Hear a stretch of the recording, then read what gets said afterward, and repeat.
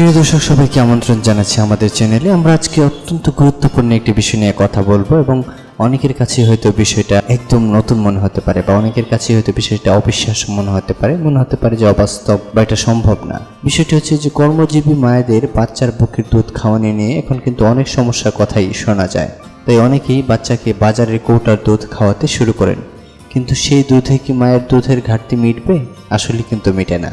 তাহলে করণীয় কি হবে? পুরো বিষয়টি জানতে অবশ্যই আমার ভিডিওটি শেষ পর্যন্ত দেখুন। অনেকেই হয়তো শিরোনামটা পড়েই ভরকে গিয়েছেন যে বুকের দুধকে আবার সংরক্ষণ করে খাওয়ানো যাবে। জি, ঠিক ধরেছেন, এটা সম্ভব। এখন অনেক বিশেষজ্ঞ চিকিৎসকরা কর্মজীবী মায়েদের এই পরামর্শ হরহামেশাই দিয়ে থাকেন এবং উন্নত বিশ্বে এটার প্রচলন কিন্তু এখন অনেক বেড়ে গেছে এবং এটা অনেকটাই স্বাভাবিক।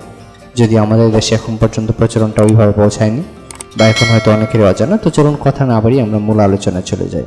তো আমরা শুরুতে যে বিষয়টা বলছিলাম যে কর্মজীবী মায়েরা কর্মস্থলে যান, তখন কিন্তু বাচ্চাকে দুধ খাওয়ানো নিয়ে সমস্যা হয়।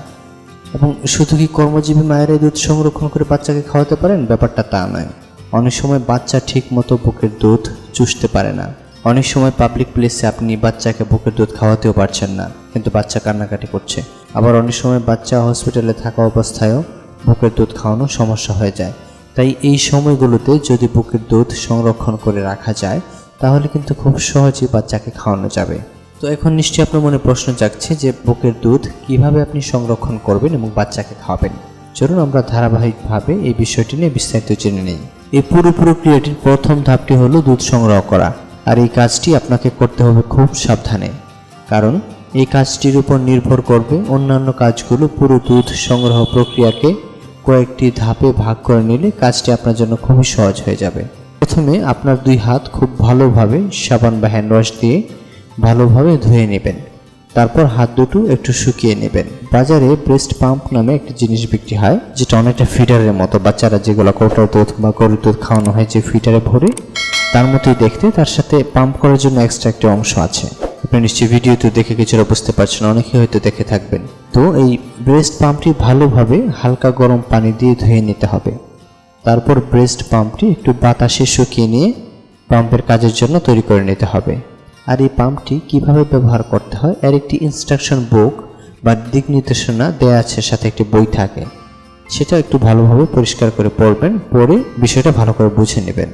এবার ব্রেস্ট পাম্পটি ভালোভাবে আপনার স্তনের সাথে সংযুক্ত করতে হবে, অর্থাৎ আপনার স্তন মুক্ত করতে হবে, কাপড় সরাতে হবে, যদি ব্লাউজ বা ব্রা পরেন সেগুলো সরিয়ে খালি করতে হবে। তারপর সেই ব্রেস্ট পাম্পটা সোজাসুজি বসিয়ে দেবেন এবং সেই ব্রেস্ট পাম্পের একটা ছিদ্র আছে যে দিক দিয়ে দুধটা বের হবে, সেই জায়গায় আপনার দুধের বোটাটা সেই সোজা অনুযায়ী সেট করে নেবেন।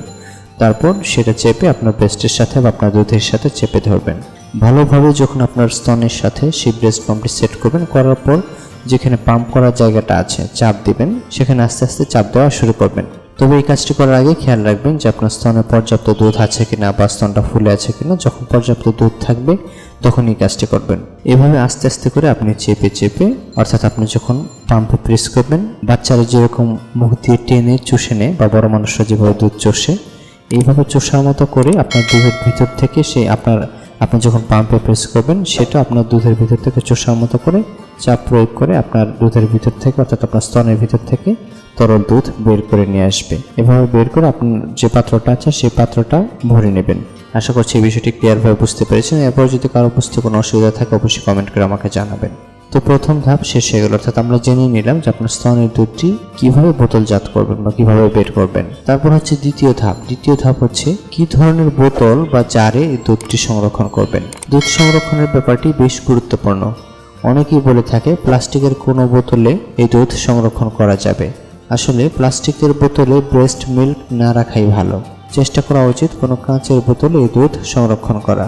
তবে যেই বোতলে এই দুধ সংরক্ষণ করবেন সেটা আগে গরম পানি দিয়ে ভালো করে ধুয়ে পরিষ্কার করে নেবেন। তো আমরা প্রথম ধাপটি জেনেছি যে কীভাবে দুধটি বের করবেন আপনার স্তন থেকে। দ্বিতীয় ধাপ জেনে নিলাম যে আমরা কিভাবে সংরক্ষণ করব। তৃতীয় ধাপ হচ্ছে কোথায় সংরক্ষণ করব এবং কিভাবে। দুধ সংগ্রহ করা হয়েছে, জারে রাখা হয়েছে, এখন কিভাবে সংরক্ষণ করব যাতে দুধের কোনো সমস্যা না হয় আর বাচ্চা সঠিকভাবে পান করানো যায়। দুধ সংগ্রহ করার পর ফ্রিজ ব্যবহার না করেই 4 থেকে 8 ঘন্টা রাখা যাবে এবং বাচ্চাকে যে কোনো সময় খাওয়ানো যাবে। তবে অবশ্যই দুধ যেন ঠিকমতো ঢেকে রাখা হয় সেদিকে অবশ্যই খেয়াল রাখতে হবে। ফ্রিজেও আপনি ব্রেস্ট মিল্ক সংরক্ষণ করতে পারেন, তবে খেয়াল রাখবেন ফ্রিজে তাপমাত্রা যেন 4 ডিগ্রি সেন্টিগ্রেড থাকে। আর ফ্রিজে সংরক্ষিত দুধ বাচ্চাকে 3 থেকে 4 দিন পর্যন্ত পান করাতে পারবেন। তো সেক্ষেত্রে যেটা ভালো হয় যে আপনি আপনার স্তন থেকে দুধ বের করে বোতলে রাখার পর যদি সম্ভব হয় সাথে সাথেই ফ্রিজে রেখে দিন। সেক্ষেত্রে 4 থেকে 5 দিন বাচ্চাকে দুধ পান করাতে পারবেন। এখন সেক্ষেত্রে আপনার এই যে ব্রেস্ট মিল্ক বা বুকের দুধ সংরক্ষণের ক্ষেত্রে আপনার মনে কিছু প্রশ্ন জাগতে পারে, যেমন যখন ব্রেস্ট পাম্প করে দুধ বের করা হয় তখন কিছুটা পেন হয়, তখন কি করব। যারা অলরেডি এই কাজটি করছেন তারা হয়তো জেনে থাকবেন যে কিছুটা ব্যথা করে।